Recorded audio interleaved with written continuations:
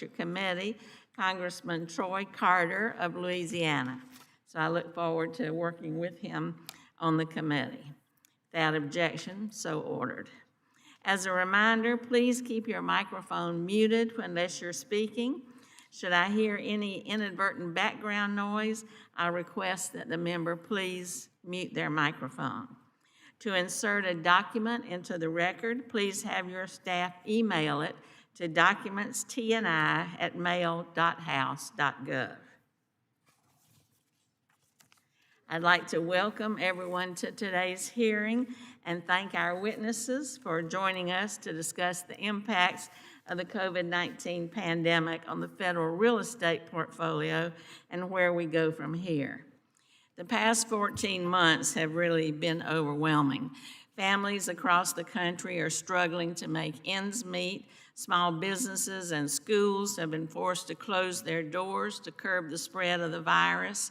The famed Las Vegas Strip, which I represent in the heart of my district, resembled a scene from an apocalyptic movie rather than a place that usually welcomes over 40 million visitors a year. With businesses closed, schools moving to virtual classrooms, and our highways and airports nearly empty, unemployment reached levels not seen since the Great Depression. Now, with the implementation of the American Rescue Plan, vaccination rates continue to rise, infections are dropping, and communities are starting to open back up. There is a light at the end of the tunnel. Of course, federal workers weren't spared the trauma of the past 14 months either. Even those who were fortunate enough to be able to work from home had to deal with the lack of child care, the challenges of online schooling, and the health and well-being of their family members. While working remotely wasn't ideal for all and was in fact challenging for many, the experiment in widespread remote work is widely considered a success, and it's prompting workers and employers to reimagine how and where work gets done going forward. These conversations are no longer theoretical. We are reopening. Hair salons, restaurants, and gyms are returning to full capacity. Tickets for Broadway shows are going on sale, and the first major conventions and trade shows are returning to Las Vegas this summer. Meanwhile, as state and local governments are also lifting restrictions, and corporate America ponders calling employees back into offices, discussions about office space are speeding up. How much office space will organizations need? Will workspaces need to be reconfigured? Will employee start and end times need to be staggered? Will companies require employees to be vaccinated before they return to work in their spaces? And will workers be allowed more flexibility to continue to work remotely? These are just some of the questions that are also relevant to this subcommittee because we authorized the acquisition of space for the GSA, General Services Administration. The GSA provides workspace for 1.2 million federal employees in every state and territory across more than 50 agencies at the federal level. GSA's Public Building Service owns over 1,500 federal buildings and leases approximately 8,100 office buildings, courthouses, land ports of entry, data processing centers, laboratories, and specialized space all across the country. With 60% of public building service leases expiring in the next few years and agencies contemplating new ways of working, the government needs to rethink its real estate portfolio. Currently, when agencies seek workspaces, GSA considers the amount of space needed, the type of space, the location, the neighborhood amenities, disaster risks such as seismic safety and fire protection, and of course, the price. As a result of the pandemic, GSA will have to also consider resilience, sanitation, airflow, spatial planning, and telework policies.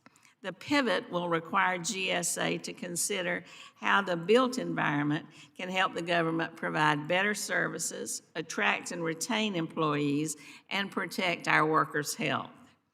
Today, we'll host the first of two hearings exploring these questions. In a moment, we will hear from expert stakeholders from the private sector with experience in the management, design, and construction of federal buildings and commercial spaces. In our second hearing, we will discuss these issues with the leadership of the GSA to understand their approaches to these questions. In the coming weeks or so, I look forward to hearing from them about what changes in policies, authorities, and regulations Congress can and should enact to meet these challenges and promote healthy and safe work environments while also protecting the interests of taxpayers. I want to once again thank our witnesses for being with us and for participating in today's discussion. We have heard a lot about your expertise and we're grateful for your testimony. I want to apologize in advance, however. Votes have been called, and you may see some people moving in and out. That is certainly no reflection on our interest in what you have to say. At this time, I would yield to the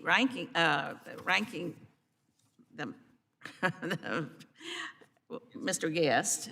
I'm not sure what your title is now, for his opening statement.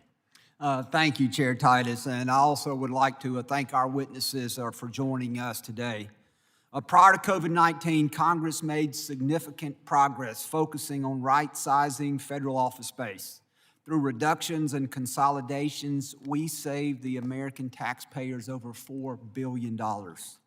Through the bipartisan approach of focusing on freezing and then reducing federal office space, we are still seeing the savings produced by those efforts today.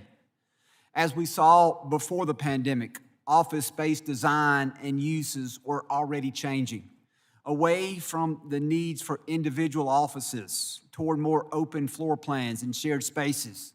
These changes and the subsequent savings not only reduced costs for the taxpayers, but also freed up more resources for agencies to invest in their core mission. As a result of COVID, teleworking has increased exponentially across government. Early on, we didn't know how the impact was going to affect us and the results that it was going to have on the American work life. Would we need more overall office space for social distancing? Would this mean less space and more individual offices? How would we change to accommodate in-person services? If we look at the private sector trends, we are going to see that we will continue to see higher levels of teleworking and a further reduced need for current office space. What we have learned is we don't have to do things the same way we've always done them before. By leveraging technology and innovation and focus on what is actually needed in the built environment, we can save money, increase efficiency, and ensure space better supports agency missions. As we examine the future of federal office space, it is important for us to consider private sector trends, whether those trends make sense in the federal real estate context, and what issues and questions we should be addressing or asking. We also must examine how we can position GSA and other federal agencies to manage their real estate portfolios accordingly, and how those decisions best prepare them to execute their mission. In order to facilitate that, the right initiatives and tools need to be in the toolbox, and we must remove obstacles. For example, GSA should not be forced because of scoring rule interpretations to choose either traditional federal construction or operation leases. Public-private partnerships, discounted purchase options, and other flexible solutions must be on the table. Decisions need to be based on what makes sense for the agency mission and cost. That's why I'm pleased to be a sponsor and co-sponsors of bills along with Subcommittee Ranking Member Webster and Representative Pence that are designed to give the GSA more choices for P3s and to negotiate discounted purchase options that provide GSA with the needed flexibility to protect American tax dollars. As we saw with the Reduce the Footprint Initiative, the right sizing the portfolio for future savings and upfront cost approach, we see that space needs to be reconfigured. Old space must be sold and new, more efficient space needs to be acquired. Ensuring GSA has real choices is critical to finding significant savings in our real estate portfolio. I look forward to hearing from our witnesses, and Madam Chair, I yield back. I'd now like to welcome the witnesses to the panel. We have Ms. Genevieve Hanson, who is a principal at Ernst & Young, Ms. Kay Sargent, a senior principal at HOK, Ms. Marcy Owens-Test, a senior vice president at CBRE Federal Lesser Advisory Group, Mr. Norman Dong, managing director at FD Stonewater, and Ms. Kelly Bacon, principal at AECOM. We thank you all for being here today, and we look forward to your testimony. Without objection, our witnesses' full statements will be included in the record. Since your written statement has been made part of the record, the committee would require that you limit your oral testimony to 5 minutes. So we'll proceed with the testimony, and Ms. Hanson, we'd invite you to go first. Good afternoon, Chairman Titus, Ranking Member Guest, and subcommittee members. I'd like to thank the subcommittee and its staff for the opportunity to speak to you today on this important topic. I must say that Chairwoman and Ranking Member Guest, you probably summed up my talking points, but I'll continue. My name is Genevieve Hanson. I'm a principal with Ernst & Young in the strategy, transaction, and real estate practice. I've got over 25 years of experience of management consulting and real estate, both in public and private sectors. I had the pleasure of managing large-scale public-private partnerships at GSA, and I've also held the role of Chief Sustainability Officer at Department of Health and Human Services, while serving as an Associate Deputy Assistant Secretary for Real Estate and Supply Chain Operations. The views that I express today in the written and oral testimony are of my own and not necessarily those of Ernst & Young, LLP, or other members of the global EY organization. Over the past 20 years, there has been a slow evolution to now a revolution in how real estate is managed, largely dependent on COVID-19, meaning that work schedules, places of work, seat assignments, and the use of a range of spaces have been democratized. The focus of this testimony is primarily on the office environment. Currently, we're experiencing a significant transformation, as you've noted, in where, when, and how millions of Americans work, principally in order to mitigate health and safety concerns while maintaining business operations and the like. Today, the pandemic has only intensified the focus on healthy buildings and workplaces, namely to support physical, social, psychological health and well-being of those that use the space. These elements include air quality, energy efficiency, building materials, plantings, lighting, sanitized workspaces, wayfinding, accessibility, fitness, relaxation, and comfort. Processes and technologies are being re-engineered and innovated to enhance the employee experience. Notably, COVID-19 has been an accelerant in increasing the flexibility of work schedules and work locations. As a result, organizations are reevaluating their real estate requirements, performance metrics, productivity, ability to work in the office and remotely, culture, and change management. Decision makers from all sectors are asking themselves the same question. How much should the current pandemic environment influence our short-term and long-term real estate decisions? As you said, depending on its mission, goals, structure, and operations, an organization may need to expand, contract, or simply modernize their real estate portfolio. It's important to note that millions of Americans never left their work sites because they provide products and services that are vital to our everyday lives. I'd like to highlight 3 areas within this rubric of healthy buildings and workforce well-being to consider: people, real estate, and technology. The first key area is people. The pandemic has emphasized the need to keep people at the center of business decisions. Remote working or telework has transitioned from being a perk to being commonplace, yet the need for in-person interactions remains strong in order to collaborate, to team, to mentor, and connect. When considered thoughtfully, innovative workplaces and workplace flexibility can play a pivotal role in attracting and retaining talent, as well as enhancing operational efficiencies. The second area is real estate. The real estate and construction sector combined represents approximately a sixth of our economy, and the federal footprint comprises 1 billion square feet. With more than 350,000 energy utilizing buildings and 600,000 vehicles, the federal government is the nation's largest energy consumer. Therefore, it matters how public and private sector work in partnership to support the health, safety, and well-being of people in its facilities. Prior to COVID, there has been a 20-year trend towards a more sustainable federal footprint.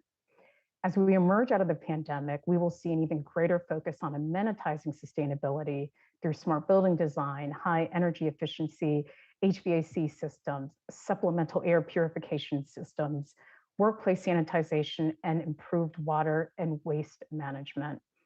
Deeper collaboration and solutioning between federal government and private sector can speed up innovative sustainability. The race to innovate bleeds into the third key area, which is technology. In recent years, real estate has evolved from systems that keep singular, disconnected, and analog to a more multidimensional, connected, and digitally integrated network of smart buildings technologies. As we move forward, connectivity among the workforce and data will become key tenets for continuity of operations, collaboration, and decision-making. The pandemic has increased the need to consider and scale workplace technologies to advance efficient real property management, such as Internet of Things, robotic process automation, chatbots, artificial intelligence, and virtual collaborative tools. In closing, several force multipliers can further shift this evolution of enhanced real estate management to a revolution. This includes deep collaboration with private sector, prioritizing initiatives, re-engineering processes, developing durable policies, and enhancing governance. Thank you for the opportunity to appear before the subcommittee, and I look forward to any questions. Thank you, Ms. Hanson. Ms. Sargent? Chairman Titus, Ranking Member Guests, and members of the committee. First, on behalf of the International Facility Management Association, IFMA, and our 20,000 members who run commercial buildings internationally in over 100 chapters, including strong chapters in Oregon and Nevada, thank you for the opportunity to testify today. IFMA is the largest professional association for facility managers, and our members run billions of square feet of commercial space. As the leader of the global workplace practice at HOK, one of the largest architectural firms in the world, I can tell you that at no time has the essential role of the facility manager been clearer than over the last year. FMs in the private and public sector have met the challenge of the pandemic, and now they have the critical role in safely reopening and maintaining America's building infrastructure. This is a historic time. In my 37-year career as a workplace strategist and designer, this is the first real opportunity we have had to rethink how and where we work. Before the pandemic, the rise of co-working was already disrupting the commercial real estate market and changing our perspectives on the workplace. This has been reflected in congressional establishment of the Public Building Reform and Savings Board and the investment in FMs through the Federal Building Training Personnel Training Act. Then COVID hit, bringing our industry to a crossroads. The average building stands for over 70 years. Interior spaces are typically only renovated once a decade, if even that. In other countries, spaces are flipped more frequently, thus they can evolve and react to things in a more timely manner. Your decisions will determine the fate of the federal work environment for the next generation of Americans. The pandemic sent us all home, but the last year has taken a heavy toll on our citizens' physical and mental health, with a disproportionate impact on women, racial, and ethnic minorities. Now, thankfully, we can start to think about returning to the office. But as we do, the whole entire world is asking a really simple question. What is the future of work? Even before COVID, our offices weren't working. Many offices didn't support the collective ways that we work, the technology we rely on, our flatter organizational structures, or the need to focus on operations and maintenance, not just on design and construction.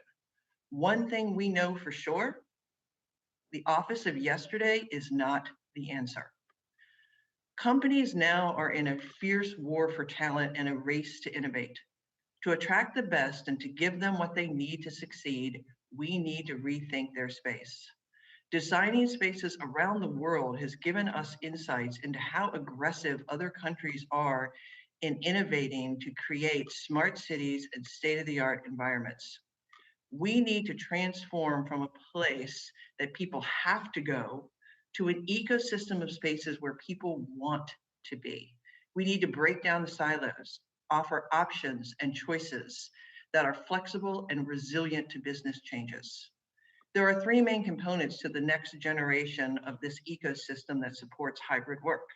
The hub, which is the reimagined office or the primary place where people come together, the home where you might be doing that solo remote work, and the spoke, which is a plug and play space outside of the hub that might offer more amenities than the home, like a co-working space or a satellite office. In this new ecosystem, overall office space per agency can be reduced while providing more enticing environments that better meet the needs and give greater experiences to the workforce. We need to continue to invest in people that are running our buildings. New requirements for building performance require additional investment in facility managers. Smarter buildings require smarter people. I'm also honored to serve as an advisor to GSA's Workplace 2030 Task Force looking at these issues. This group knows what needs to be done, but they need a bigger platform and a mandate to do it. The main takeaway that I want to leave you here with today is that we must create government workplaces that empower the American ingenuity and keep us competitive in global markets. We have a unique opportunity now to create government workplace ecosystems where the most exceptional people want to be, but we must take steps today to do so. If we do, we can help our public building sector improve environmental and human sustainability and well-being. We can address safety and productivity and preserve their asset value and performance. Thank you again for inviting me to be here on behalf of IFMA. We stand ready to help, and I look forward to your questions. Thank you, Ms. Sargent. Your background indicates that's an environment where we would all like to be. It's lovely, thank you. I'd be Ms. happy to design a space for you. Ms. Owens-Test. Thank you so much for inviting me to share my expertise in the federal real estate space. Because I've worked in the field of federal government real estate for 32 years, I have a broad perspective and would like to share some insights into the federal leasing arena and express the importance that leasing has in the overall real estate strategy. In a phrase, I'm here to champion leasing and speak on behalf of the landlord community. The federal government, including such agencies as the U.S. Postal Service, Department of Agriculture, Department of Commerce, Department of Veterans Affairs, and the U.S. General Services Administration, use leasing to fulfill tens of thousands of real estate requirements across the country. Specifically, the General Services Administration inventory includes 7,859 leases as of April of 2021. And although this number reflects a 15% reduction over the last 10 years from the peak, due to space consolidations and relocations to federally owned space, the overall leasing square footage remains close to 50% of the total GSA inventory. Leasing allows the tenant to address changing space requirements over time, enables the use of efficiently operated high-quality space, and provides access to private sector capital when needed to respond to changing missions. All this and the ability to terminate its obligation when the space no longer fits the tenant's needs. Leasing provides flexibility. The government uses leasing to lead the commercial real estate market by establishing requirements and reinforcing code compliance for security, handicap accessibility, sustainability, and now COVID. The government has used leasing to implement other priorities through its standard lease contract terms. Leases are executed with a wide array of real estate owners, from sole proprietorships to single purpose entities owned in complex corporate structures. Federal government leasing impacts a large portion of the commercial real estate market and has a wide influence. Government requirements can take years to plan, approve and budget. And even though we are working through the pandemic, the government should continue its business of leasing activity in both smaller and prospectus level leases because flexibility is built into the government lease. If government space requirements change over time, GSA has rights in the lease to negotiate changes. Because of the budget process, once a requirement is released to the commercial market, the government has likely been planning that requirement for 2 to 3 years, and large prospectus projects could take many more. Procurement and delivery of the leased space may take another 2 to 4 years. For this, leasing plans are made for long-term use, meaning 10 to 20 years, and sometimes 30-year periods. Also, federal agencies have a wide array of missions and use real estate many ways. There isn't a one-size-fits-all type space. Therefore, the government's implementation of real estate strategies takes a long time. For large leases, prospectuses authorize the ceilings of square footage and dollars, and the approval process can continue while specific deal terms are negotiated. Collaboration is where the best of the federal government and landlord community can find successful outcomes. Planning and budgeting are important for landlords too. It can take years for landlords to plan, design, permit, finance, construct, and occupy new buildings. Landlords' planning and collaboration with their teams result in the best built environment at the most effective cost. Neither the government nor the landlord community want to overpay or be inefficient with their real estate usage. Whether it is while creating new sustainability goals for the government's leased inventory and executing them in existing leases or compromising on space utilization, the private sector can bring implementation strategies to federal leases that provide the best overall cost solutions for federal tenants. Ultimately, the government receives the best pricing from the private sector because the government provides confidence and certainty in meeting its obligations, payment of rents, and likelihood of renewal. And the financial markets respond well to income streams they can count on. The government uses leasing as a strategy to get the best space for their real estate needs at the best available pricing from the commercial real estate community by providing consistent and collaboration, even when changing priorities are implemented. Thank you for the opportunity to share my thoughts, and I look forward to your questions. Thank you very much, Mr. Dong. Madam Chair, Ranking Member Guest, and members of the committee and the subcommittee, my name is Norman Dong, Managing Director with FD Stonewater. Our firm is a brokerage, development, and investment firm with extensive experience in federal real estate, and I appreciate the opportunity to be with you today. Over the past decade, I've had the opportunity to engage in federal real estate from several vantage points. From the tenant agency perspective, when I was at FEMA as the CFO, when I was at OMB as the Deputy Controller, I saw the federal policy perspective. And when I was at GSA, we managed thousands of projects across the owned and leased portfolio each year to meet the needs of our federal tenants. While I learned a lot about federal real estate during my time in government, I've learned even more since I left GSA. And there are some important lessons from the private sector that can be brought to bear on the challenges we face. Today, many agencies face significant uncertainty about their real estate needs in the aftermath of the pandemic. Does the recent increase in telework reflect a temporary measure to get through the current public health crisis, or is it a more permanent way of doing business? And as the government considers its future space needs, it's important to understand what we've experienced, as well as what we've learned over the past 15 months. Without doubt, the remote work proof of concept we've seen over the past year will have lasting implications. Many employees have lived both the benefits and the shortcomings of remote work, and few may be willing to give up the increased flexibility and reduced commute time we've grown accustomed to during the pandemic. It seems clear that we will never revert back to the workplace-centric model we once knew. Nor will we maintain the scale of remote work we saw during the height of the pandemic. According to one recent workplace survey, at least 80% of employees want to return to the office at least one day a week. Some agency missions, such as law enforcement, lab research, national security, and public-facing functions, they cannot be performed effectively through telework.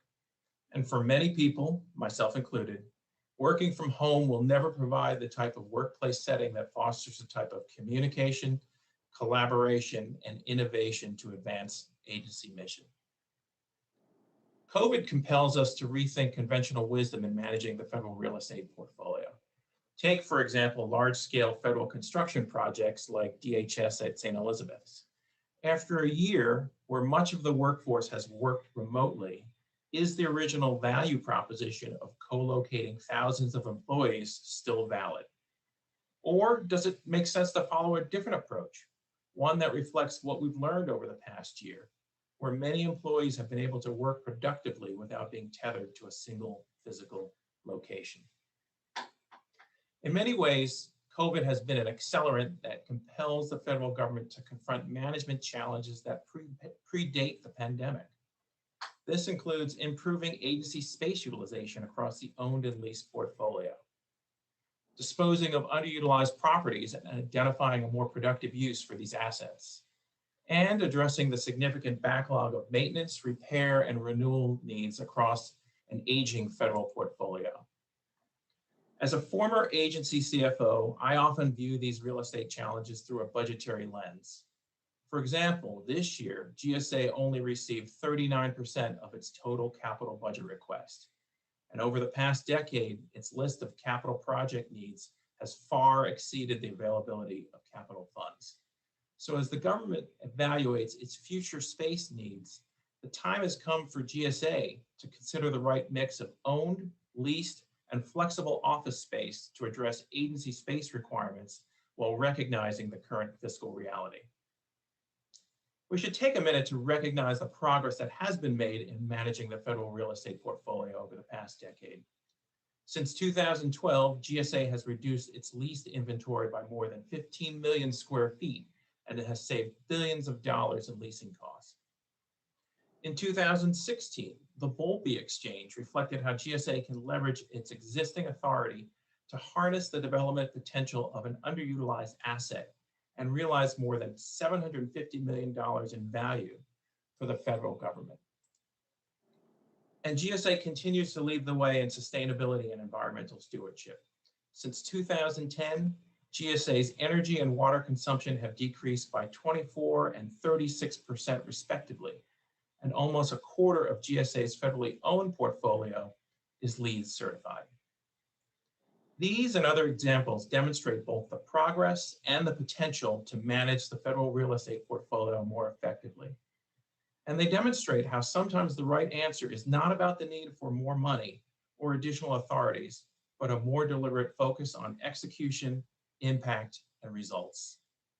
Members of the subcommittee, I very much appreciate the opportunity to be with you this afternoon, and I look forward to your questions. Thank you very much. Ms. Bacon?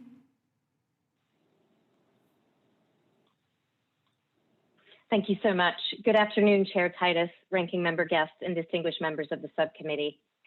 My name is Kelly Bacon, and I am the Global Lead for ACOM Workplace Advisory Practice, a design and consulting studio that delivers strategic workplace planning and interior design services to public and private organizations worldwide.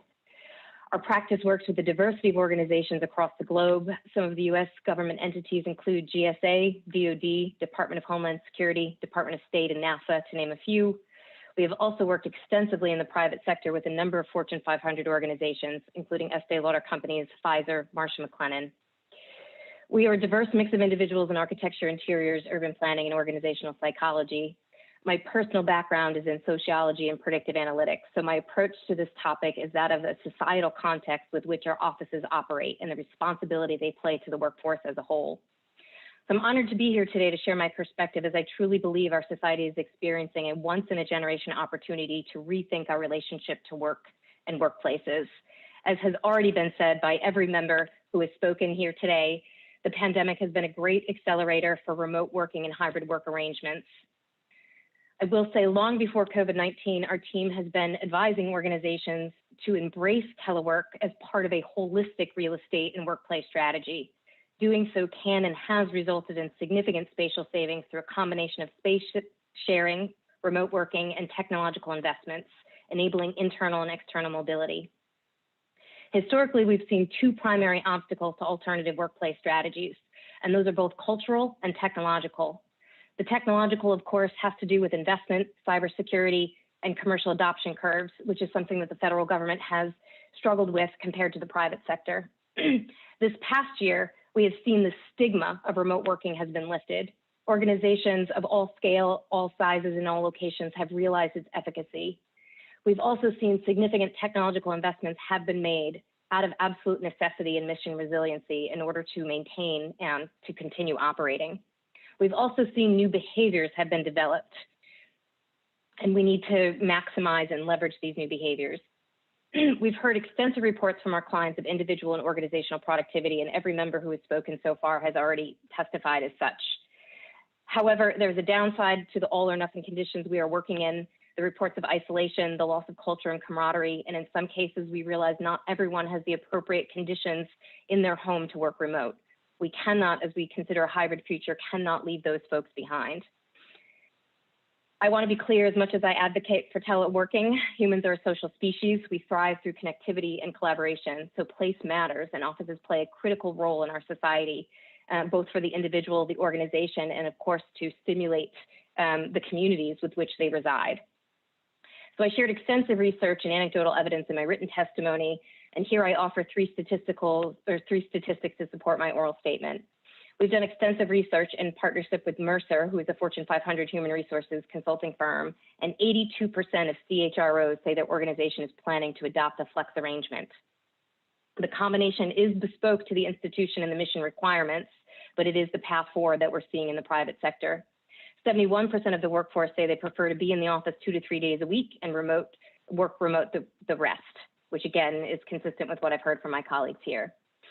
One thing I do also want to offer is 56% of employees say that they would consider finding another employer if some level of flexibility weren't made available to them in the future.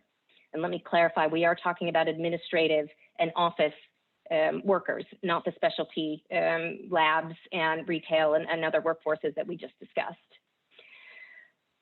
This is a critical statistic to keep in mind as we think about what the hybrid future is.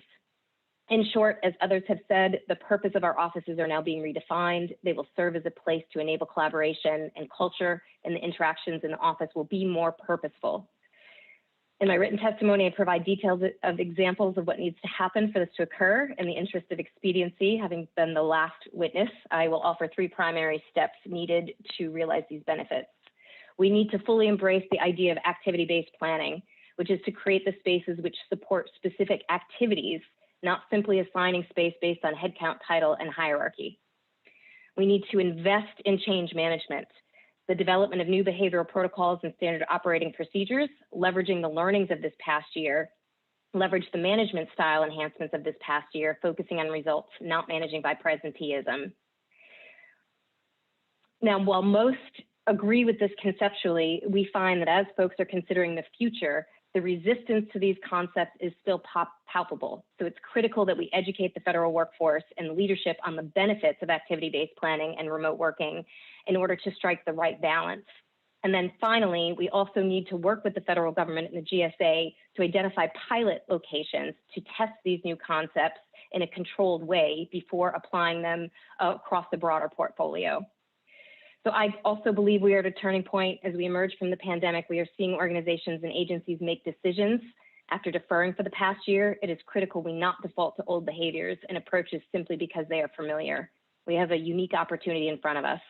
Thank you for your time, and I look forward to your questions. Thank you, Ms. Bacon. We'll now have to take just a brief recess to run and vote, and then we'll reconvene just as quickly as possible. Thank you for your patience. We'll be right back.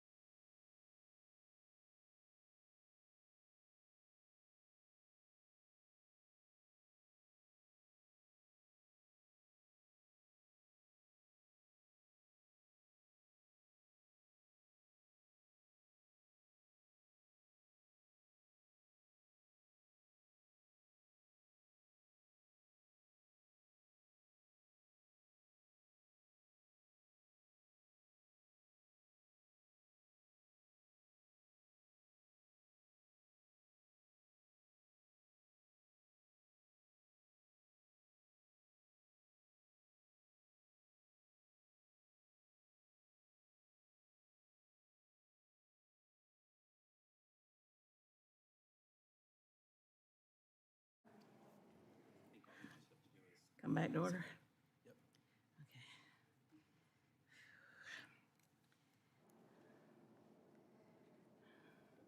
Okay.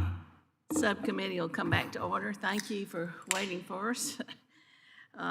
Mr. Guest and I are back. Ms. Norton kind of held down the fort for us. We'll now move on to the member questions. Each member will be recognized for 5 minutes, and I'll start by recognizing myself. Ms. Sargent, maybe we could begin with you.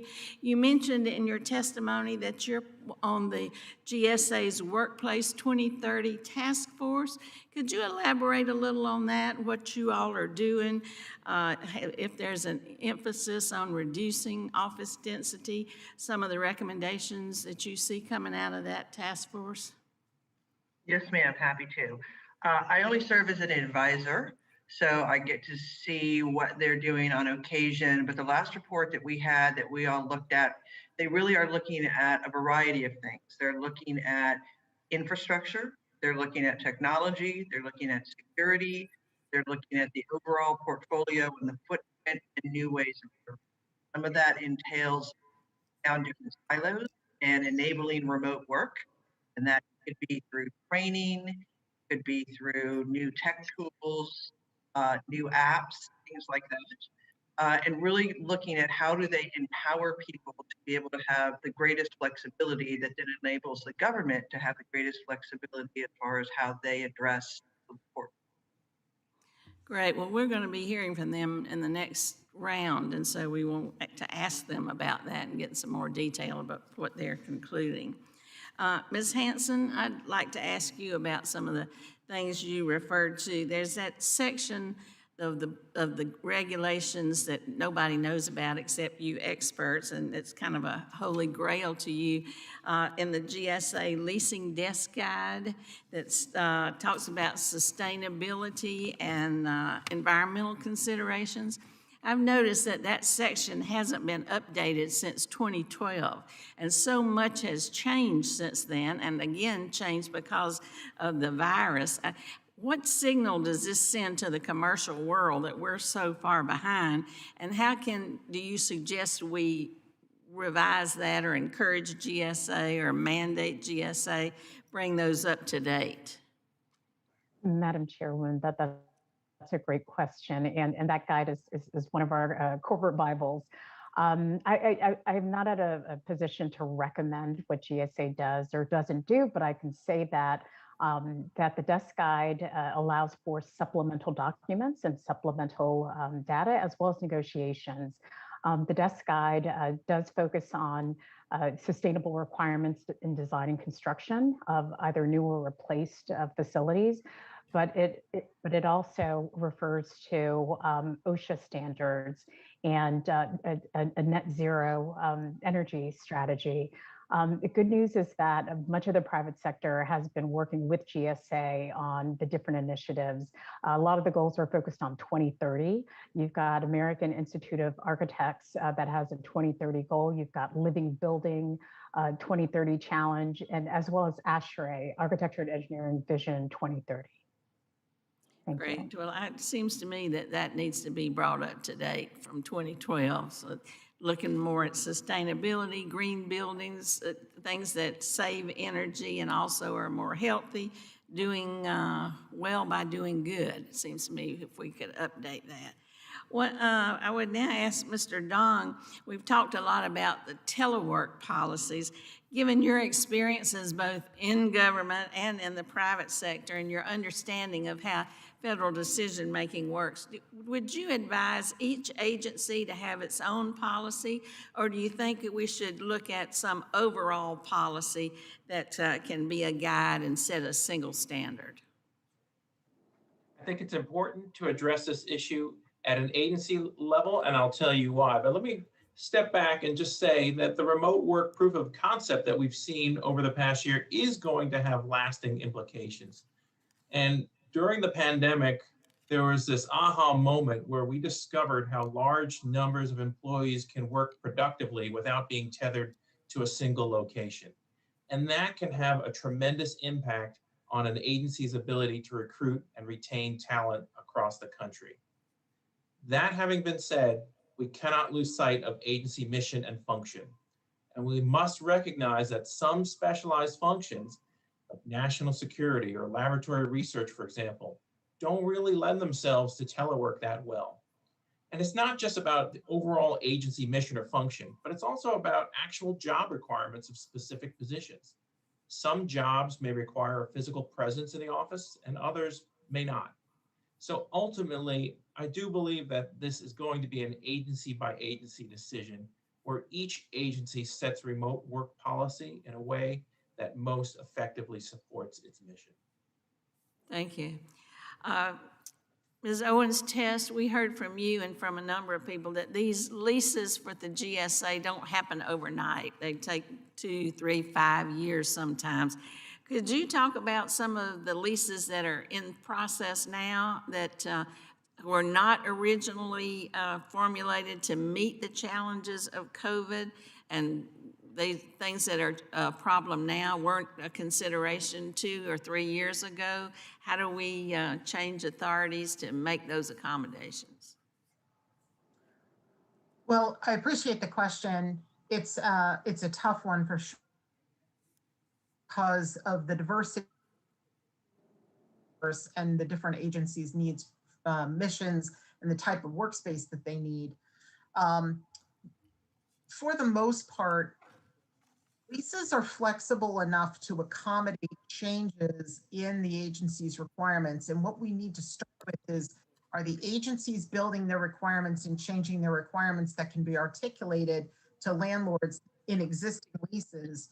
We are only beginning now to see in the market examples where leases are ending, where tenants are going to be consolidating into other spaces, where there haven't appeared to be plans yet for the new workspace. So we're looking forward to how the new workspace will be articulated in the upcoming round of requirements. But it's going to take time for agencies to develop those space requirements and understand what the needs of the tenants are, largely waiting for tenants to actually, and employees to actually return to the office and then see how they are impacting the spaces that they're utilizing. So we'll need to come back to the office, we think, before real fulsome requirements can be developed. Okay, thank you. Now I recognize Mr. Guest. Thank you, Madam Chairman. Ms. Sargent, I want to take a moment and talk briefly about public-private partnerships. This is something that I have a great interest in. I have co-sponsored legislation along with a representative from Indiana, Greg Pence, to direct GSA to conduct a pilot program using the public-private partnership. And you addressed that in some of your written testimony. You say, as Congress looks to update the federal real estate portfolio, IFMA, recommendations, broad-based considerations of related factors, including, and you list several, and the last one you list there is the utilization of public-private partnerships to help reduce operation and maintenance backlogs. And just wanted to see if you could take a few moments and expand on how the use of the public-private partnership could help reduce those operations and maintenance backlogs. Absolutely, happy to do that. And I'm going to actually have a few other of the panelists maybe tag in on this one too. So there's a long history in the private sector of trying to create smarter ways of doing business and creating these partnerships so that the burden is really spread across.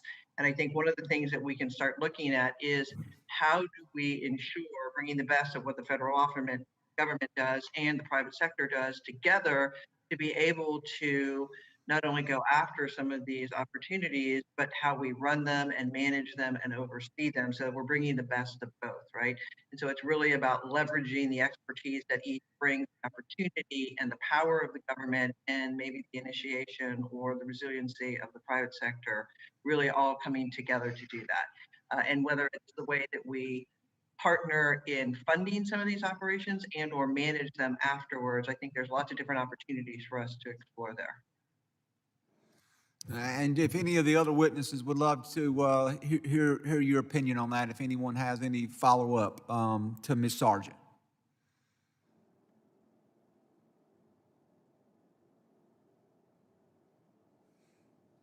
If not, then Ms. Sargent, while I've got you, I'll stick with you for just a minute and want to kind of continue to talk a little bit about what's going on in the private sector. We know that the federal government is often competing with other employers, many in the private sector, for the best and the brightest talent. And you talk about that also in your written statement, where you say companies know that they are in a fierce war for talent and a race to innovate, to attract the best and to give them what they need to succeed. They are rethinking their space. You go on to say we need to transform the office from a place where people have to be to an ecosystem of spaces where people want to be, spaces that break down silos and offer choices about how to work. And was wondering if you could expand on that and speak on what we're seeing as far as in the private sector, the trends that we're seeing, and then how we can implement that into our federal model. Yeah, I think it really goes back to that whole ecosystem. So during this entire pandemic, we have repeatedly heard about productivity, right? Studies for the last 20 years have shown that people that work remotely tend to work longer hours than their office-bound cohorts. Typically, they just roll that commute time into it. Okay, but I think we're overly focusing on the word productivity. Just because I empty my inbox faster than the next person doesn't mean I've really produced anything. And what's keeping CEOs up at night before COVID was not necessarily could they produce a widget fast enough. It was, can we innovate fast enough, even stay relevant? Are we doing the right things? And often productivity can happen when people are remote, but when you really want to innovate, that comes synergy and building that social capital. And social capital is eroding during this time. And so understanding that different things happen in different places is important. So having this ecosystem 2 or 3 days a week when I'm doing my heads down concentrated work, that might happen at home. But when I need to connect with my colleagues and innovate and flesh out ideas and banter things back and forth, having a place that we can physically do that, we can build social capital, is absolutely essential. And that is what is disrupting every industry right now. And so needing both of those is really, really important. And nobody's talking about what is happening with innovation activity during this time. It's all just about productivity. And I think in the beginning, people were very productive because, quite frankly, people were afraid for their jobs. So they were working long, hard hours, but that is taking a toll on individuals. So we need to create that balance where we can have focused work and those opportunities for people to come together, build that social capital, innovate so that we can even stay relevant. Thank you. Madam Chairman, I yield back. Thank you. I now recognize Ms. Norton. Thank you, Madam Chair. This is an important hearing for the government, of course, but it's also important for my district because so much of the office space is in the nation's capital and therefore brings federal workers to the nation's capital and has an effect on the DC economy. But that's not what my question is about. I want to go first to Ms. Sargent, Ms. K. Sargent, about smart buildings and what that really means in this transition. How will this, I'm interested in employees and I'm interested in jobs. Yep. How would this impact the number and quality of jobs? And would it change the number of people who are employed in that particular sector? So what we want is for people that are working to spend their time doing things that are more advantageous, to make better use. 80% of an organization's money goes towards their people cost. Okay, if we do anything in the portfolio to squeeze the real estate and or have it be ineffective, we could actually cost the government more money than we save it if we make environments where people aren't thriving. So we have to think about the most valuable asset is the people and how do we make them as productive as possible. And I want you to think about this right now. I can start my car without even leaving my house. And by the time I can warm it up, and when I get there, the car knows that it's me because I have a fob in my pocket. It automatically turns on. Everything in the car is automatically adjusted to my preset preferences, the radio, the temperature, the seat, etc. Most of us in our workplaces are still crawling around under our desk trying to find an outlet. Okay, we are so far behind in leveraging the technology that already exists to create better So do experiences. you think this will have an effect on the number of employees in every particular sector? I think it will have an effect on the productivity that each employee can do. The number of employees, that's debatable. What you get out of those employees would absolutely be better because they're not spending time doing things that are ridiculous. They're getting to their job, they're more satisfied, and you can compete with the best and the brightest, so you have the best and the brightest Well, in the that's an government. important clarification. Ms. Hanson and perhaps also Ms. Test, in the era of climate change, I have questions for each of you. If the federal government were to shift and require green leases and healthy building certifications, how would the private sector adapt to accommodate to that demand? That's for you, Ms. Hanson, and I note that you have worked for the DC government, and Ms. Owens-Test. Great. Thank you, Congresswoman. And good to see you again. We worked together on St. Elizabeth's when I was with the DC government. But your question is a great one. Private sector is already making a lot of advancements in the area of green leases and sustainability. Really, it's been part of a collaboration on the federal government space requirement side. But there's been tremendous advancements on greenhouse gas reductions, in particular carbon emissions, smart metering, sensors on chairs and desks and offices, touchless features, sensor-based lighting as well, biodiversity focus, renewables, as well as stormwater management. So the private sector is certainly framing the conversation and leading the charge in this area, and will continue and invites really the federal government to work with them as they advance in more technological areas. Ms. Owens-Test, do you have any comments on that question about green leases and healthy building certifications? Yeah, GSA really was out in front of the market on this issue when it came to surface around 2000, when GSA really modified its lease requirements to incorporate many of the sustainability features that we see today that are now being incorporated into the private sector building codes, et cetera. And so GSA really supports local codes. The district is a leader in this as well. And GSA has the ability to incorporate the green lease modifications that they need into the leases through their requirements for performance. And we think that it would be good to have continued coordination with the private sector on what are the features that can be incorporated in the short term versus the long term as we look to more and more innovation within this part of the industry. Thank you, and I yield, Madam Chair. Thank you.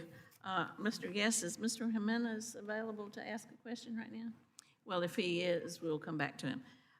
Is Mr. Carter with us, or is he still voting? Mr. Carter? Well, if he gets back, we'll come back to him. It's interesting you mentioned how much the private sector is already doing for green building. Certainly we see that in Las Vegas. At one time we had 10 major buildings, the hotels and casinos that met the LEED gold standard. So I know there is an incentive for the private sector to build to those new standards. So requiring that for leases with the GSA doesn't seem like it would be that difficult. And I agree with Ms. Norton, that's something we ought to look at. Shall we do another round of questions, Mr. Guest, Ms. Norton, while we wait and see if they show up? Thank you. I would ask Mr. Dong, because the amount of funds that are available in the Federal Buildings Fund for new construction and repairs, alterations, has decreased below the amount of receipts that have been received by the GSA from its tenants. Several solutions have been proposed for alternative ways of funding projects. We've already heard some discussion about public-private partnerships. There are also discounted purchase options and the new federal capital revolving fund concept, which would finance the construction of new federally owned non-defense buildings. GSA has the legal authority to carry out those P3s, I guess, and discounted purchase options, but the Office of Management and Budget's interpretation of budgetary scoring rules require GSA to have the full amount of budgetary authority for a project up front, and that's often difficult to achieve. Mr. Don, would you talk about how OMB's forceful application of scoring rules impact GSA's construction projects? And if the federal capital revolving fund concept could enable agencies to finance those non-defense buildings without eating up all of their annual appropriations? Sure. Let me start with some perspective on scoring, and then we'll move to the federal capital revolving fund. First, on scoring, the headline for me is that federal scoring rules don't work very well. They hamstring the ability of the federal government to address the needs of an aging portfolio, and they don't really provide the type of fiscal discipline they were intended to achieve. OMB Circular A11 makes a distinction between operating leases and capital leases based on a number of factors, including overall lease term, the length of the value of the lease payments, and whether there is a bargain purchase option included in the mix. What we've seen, though, is that current scoring rules effectively limit GSA terms to about 15 to 20 years. However, there are many examples of federal tenancies that extend 30 to 40 years in the same location. So as a result, GSA is resorting to a workaround through multiple short-term, higher-cost lease transactions that technically scores operating leases to allow for more favorable budgetary treatment. However, because the government is unable to commit to longer firm terms for leasing, the government ends up paying higher rates as landlords incur more expensive financing costs.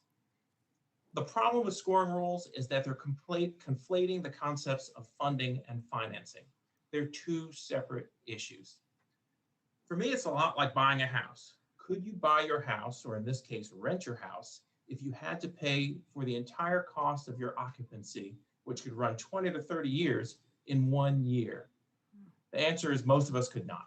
So I think the time has come for us to step back, evaluate how well federal scoring rules are working, and perhaps we should take a cue from the private sector or from state and local governments, which have discovered and have embraced far more current ways of funding and financing these projects.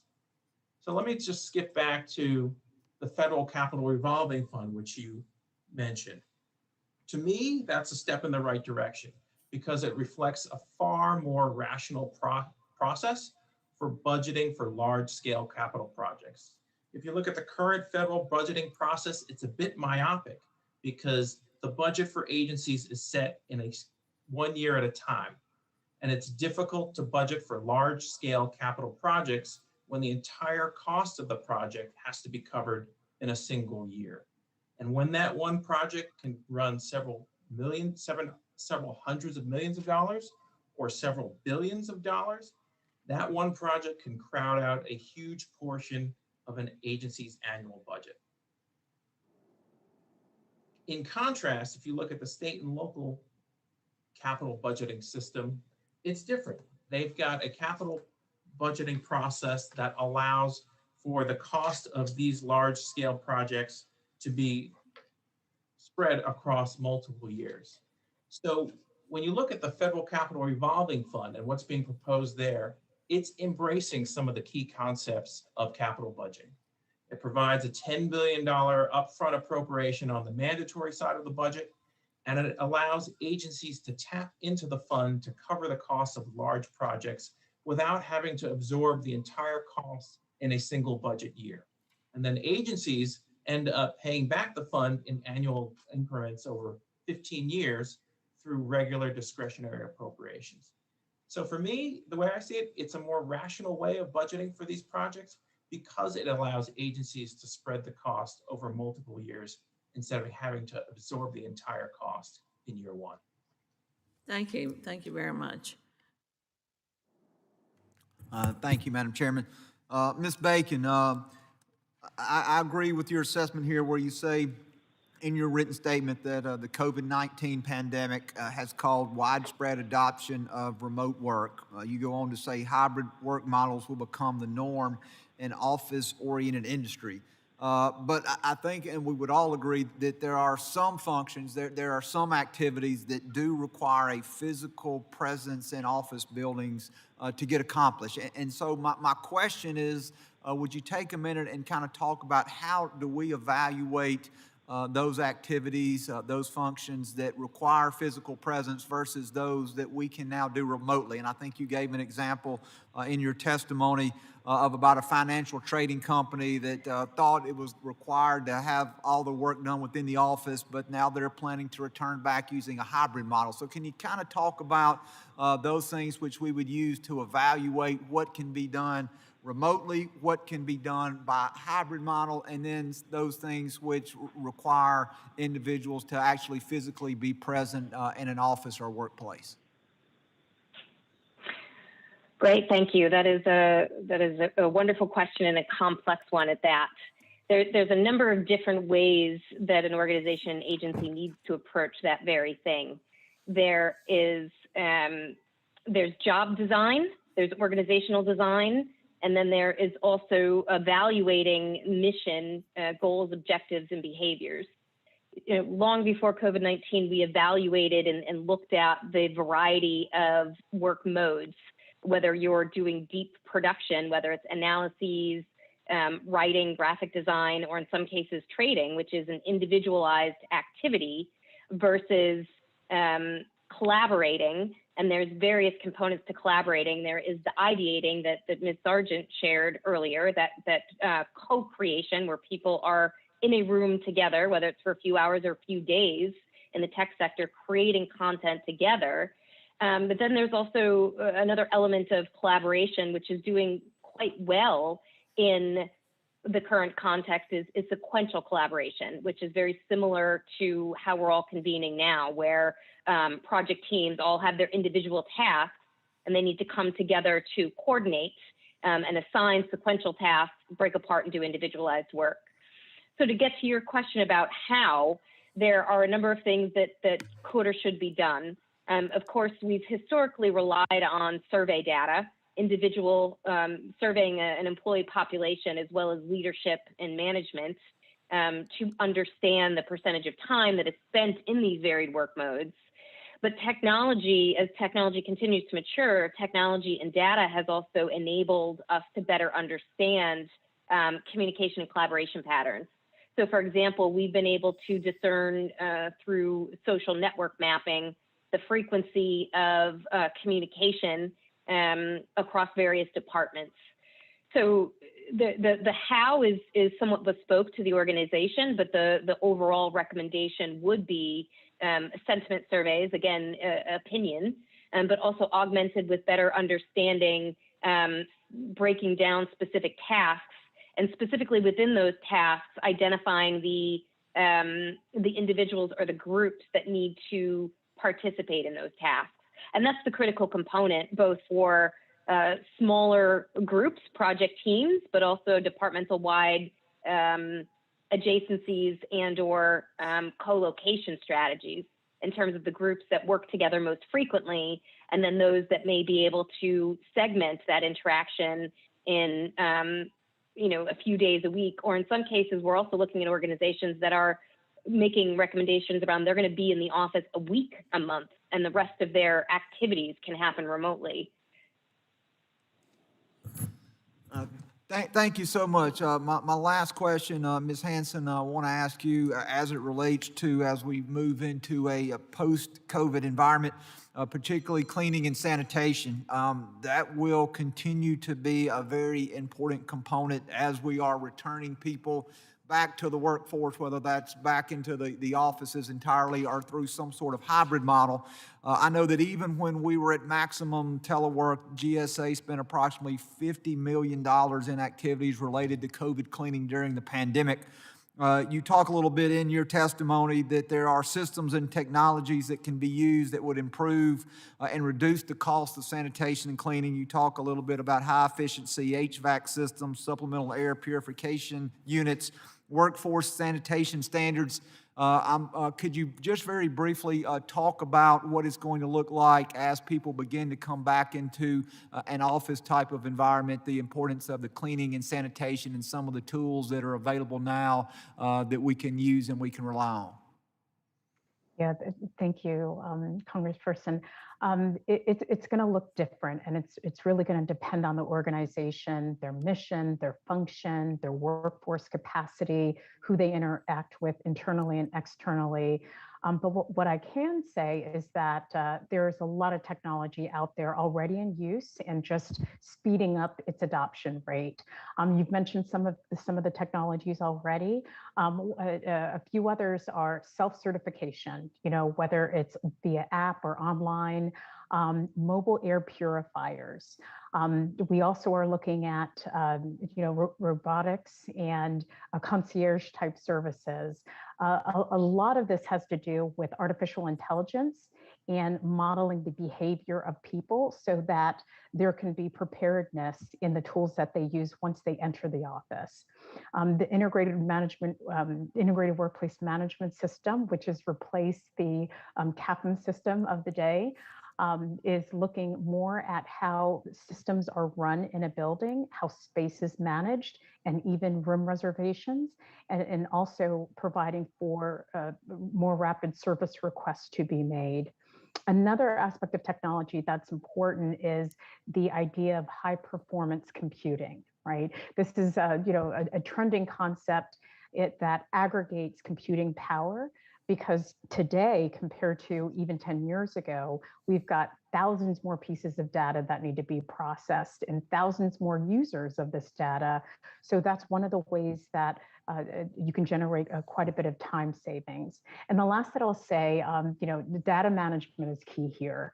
When we talk about technology and talk about the ways that it can enhance our not only our environment, but how we do our work, it's got to be integrated. It's got to be interoperable. It's got to be, the data has to be cleansed in order to provide accuracy for decision making, as well. It's got to be accessible. Thank you. And thank you, Madam Chairman. I yield back. Thank you. Ms. Norton? Thank you, Madam Chair.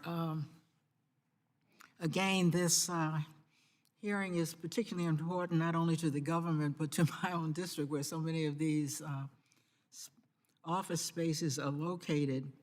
And Ms. Owens-Test, I noted that you mentioned in your testimony that if the government wanted to maintain its favorable negotiating position, it's always been able to negotiate because of who it is and its size and the amount of space it has both here and around the country. You say it will need to continue to reinforce confidence it provides to private sector landlords by continuing to actively pursue new long-term leases.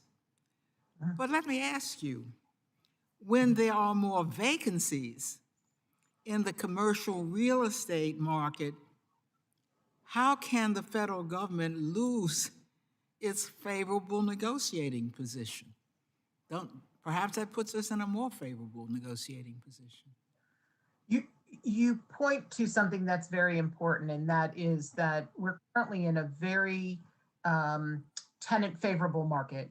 And while the government takes advantage of the tenant favorableness, if you will, of the market, the long-term nature of the leases are one of the features that they then attract better pricing.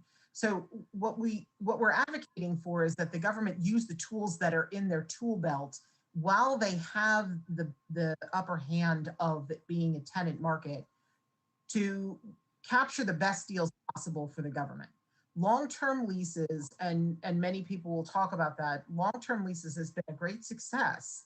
As GSA has pursued long-term leasing, it's been a great success to capture good pricing within the federal real estate market. The government, the private sector gets the best financing.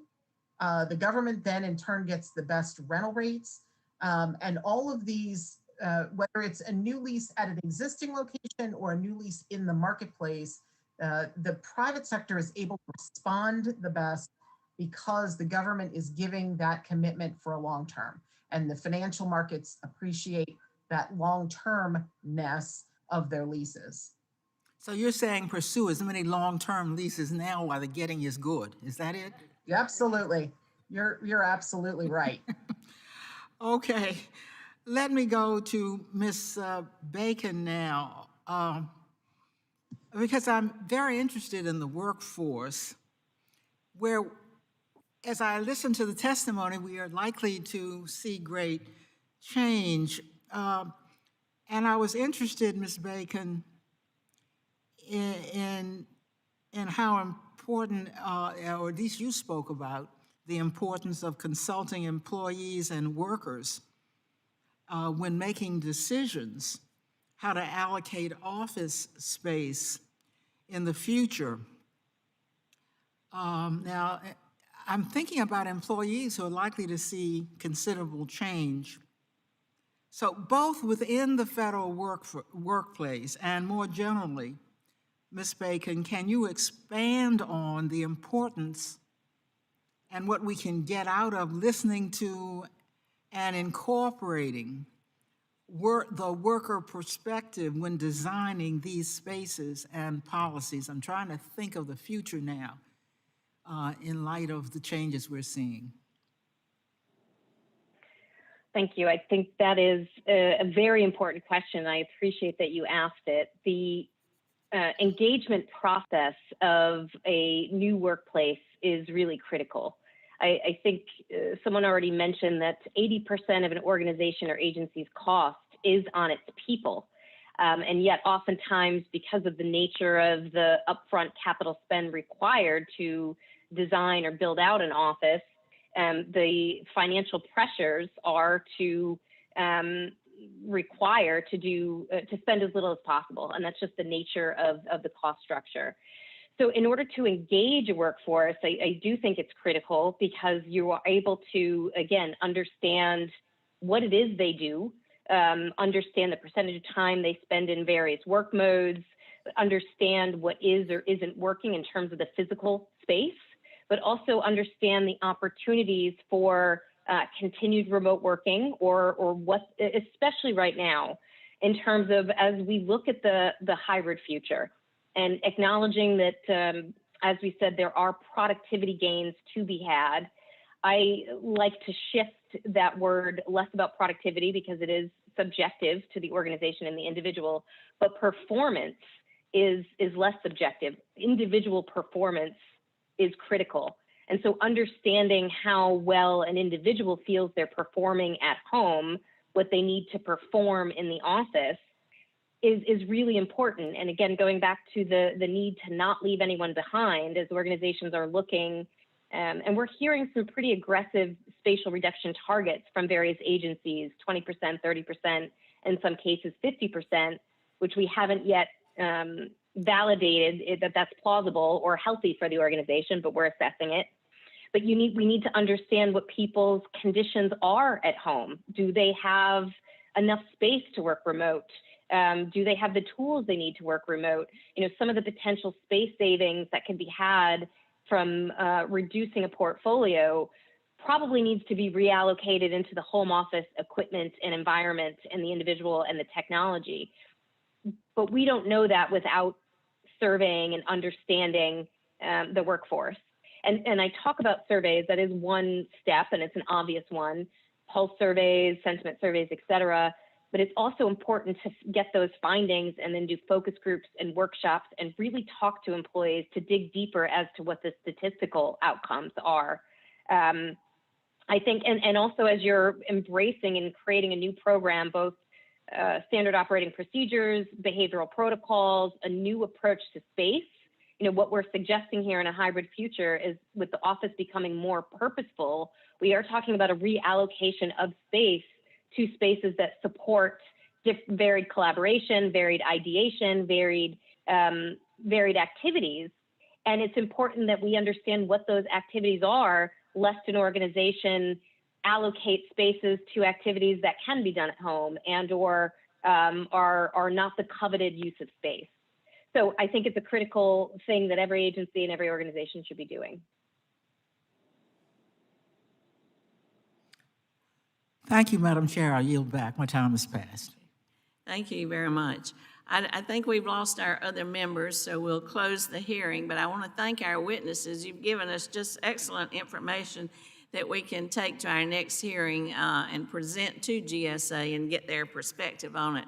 A couple of things that we haven't discussed that we may reach out to you for more information on is location. That's always a consideration, and certainly impacts, say, mass transit, and if people aren't going to work, what's going to be traffic patterns, where do you locate buildings? I think that's all part of the consideration too now in post-COVID. And we've talked about spacing, but not other health requirements, whether it's vaccinations or a mask or whatever it might be. But we've certainly started the conversation, and we heard that y'all would be excellent witnesses, and certainly that turned out to be true. I will now ask unanimous consent that the record of today's hearing remain open until such time as our witnesses have provided answers to any questions that may be submitted in writing in the wake of the hearing. I also ask unanimous consent that the record remain open for 15 days for any additional comments and information that will be submitted by the members to be included in the record. Without objection, so ordered. The subcommittee now stands adjourned. Thank you.